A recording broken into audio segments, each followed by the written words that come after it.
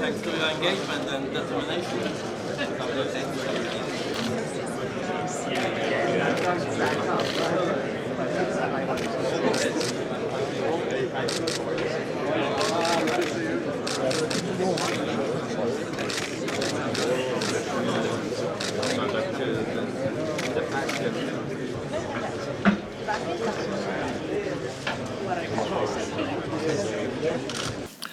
This International Donors Conference is titled Partnership for Prosperity and Peace, and I am delighted to say that the result is highly encouraging as we embark on a new phase of Afghan development and progress aimed at paving the way for long-term self-sustenance.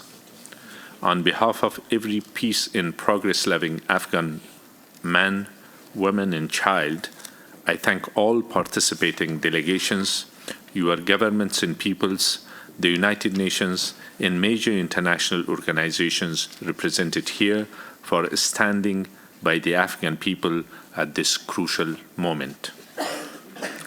I want to express my deepest appreciation to the leadership of the European Union for their warm hospitality and partnership during this conference and their steadfast support provided to Afghanistan in the past 15 years.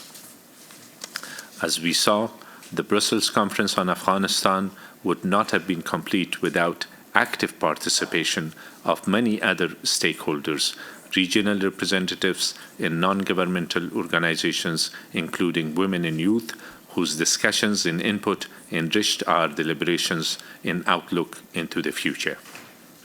I am particularly struck by the quality of the preparatory work since London 2014. I welcome the ideas, recommendations shared by policy, technical, and professional groups that have played a positive role in this regard, including civil society in the private sector. Ladies and gentlemen, since President Ghani addressed our achievements this morning, as well as the challenges we are facing since we last met in London Conference in 2014, I will dwell on a few key themes and priorities that need to guide our efforts over the next few years, given the results derived from this conference.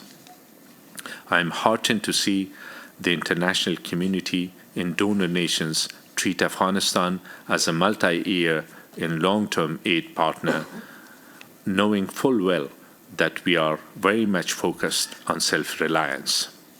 This pragmatic approach makes sense and will help us all with better planning, coordination, and implementation.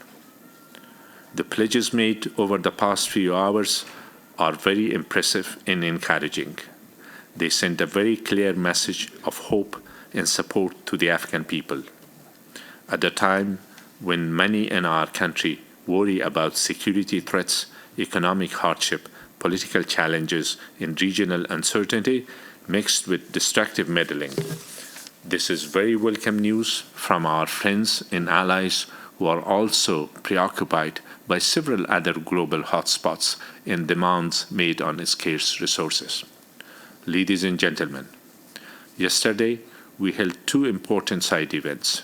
The one on women's rights and empowerment highlighted our shared commitment in this area. However, we are fully sensitive to the plight of women and the challenges they face in society, especially in rural areas. We will do everything possible to protect women by addressing violence and high illiteracy rates. As you may know, we are a candidate to the UN Human Rights Council for 2018-2020. We hope your support of our candidacy will consolidate our human rights in gains and allow us to share our experience with the rest of the world too. Yesterday's other side event, regional integration, is a top foreign policy objective for us, seeking to galvanize political will and support for better regional integration. I have just come from an important forum with civil society organizations. We are proud of the constructive role civil society has and continue to play, which we view as a bridge between our people and their elected government. Distinguished friends, the formation of Afghan National Unity Government was a landmark achievement in our political history. The political accord that established the unity government is our social contract, as we are determined to uphold and implement it per our pledge to the Afghan people in the endorsement of the international community. Ladies and gentlemen, the end of the era of big spending and little oversight is behind us. As part of the new realities, the Afghan economy underwent major readjustment, combined with years of corrupt practices that have produced severe hardship for our people. If you add the security risks and terrorist threats facing our people to the mix, many Afghans have been forced to leave. We are trying, with your understanding, to mitigate this challenge and offer better prospects to our young and educated. We will work on a fair and pragmatic repatriation schemes, but we expect and are aiming for the kind of planning that can prevent migration in the first place. While we are talking of migration, I here draw your attention to the scale of humanitarian issues faced by Afghanistan, as it is both receiving, returning Afghans at a scale not seen in the last decade, and having to better address needs of displaced people. We cannot underestimate the burden this places on the Afghan economy, the brunt of which is borne by Afghan people themselves, who generously host displaced and returnees alike. I am concerned that this generosity and capacity to support should not be overextended. We need to ensure that they do not fall into poverty themselves and no longer can afford to host. We have to be aware of increasing levels of poverty and vulnerability of the displaced and returnees, as well as the hosting communities. We must avoid a situation where vulnerable groups continue to remain in unacceptable living conditions. We welcome that EU and all others who have expressed the need for a systematic approach to these issues. The President and I have recognized that this vulnerable population must be addressed as a matter of urgency as part of an approach in dealing with poverty in Afghanistan. Continuing on the challenges, the illicit production and trafficking of narcotics still remain a national, regional, and international challenge. It not only poses threat to individuals and societies, but more importantly, it fans terrorism. The government of Afghanistan is fully committed to fight this evil with all valuable means at its disposal. However, to succeed in this front quicker, we must boost our joint efforts through relevant local and regional frameworks. Distinguished delegates, as you are aware, Afghanistan's National Peace and Development Framework, which is in line with Agenda 2030 Sustainable Development Goals, is our development roadmap for the next 5 years.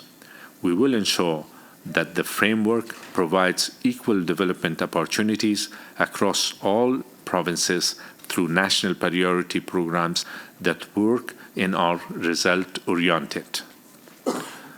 As far as our mutual commitment and deliverables through self-reliance, through mutual accountability framework, I want to stress on electoral reforms, as I have for many years, in holding of fair and transparent elections as integral to our social contract, which can ensure and preserve political stability in our country.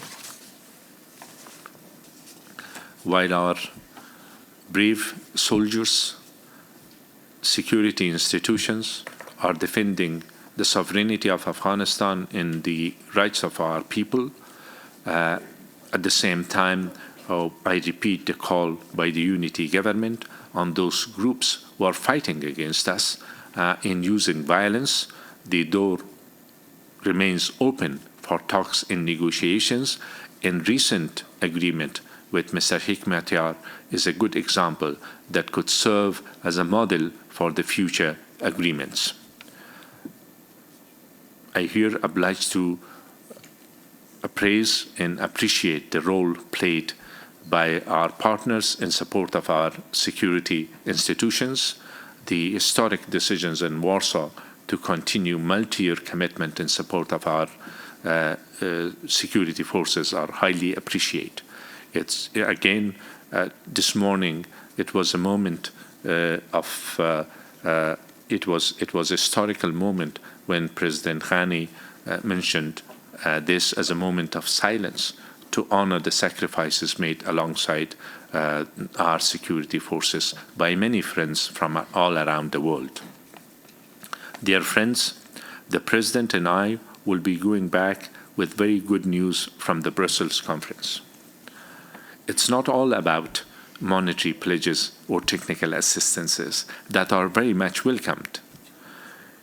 It's about a journey that started 15 years ago, a long and arduous journey where many have and continue to pay the ultimate price, at times painful and made difficult by destructive forces, at times full of hope and inspiration, at times experiencing missed opportunities, and at times grasping opportunities. All in all, a journey has yet to reach its defining moment. The journey is not only ours. Its success will be historic and will reverberate globally. We believe that it is attainable, and we very much appreciate your generous contributions and commitments towards making this a worthwhile journey. Thank you very much.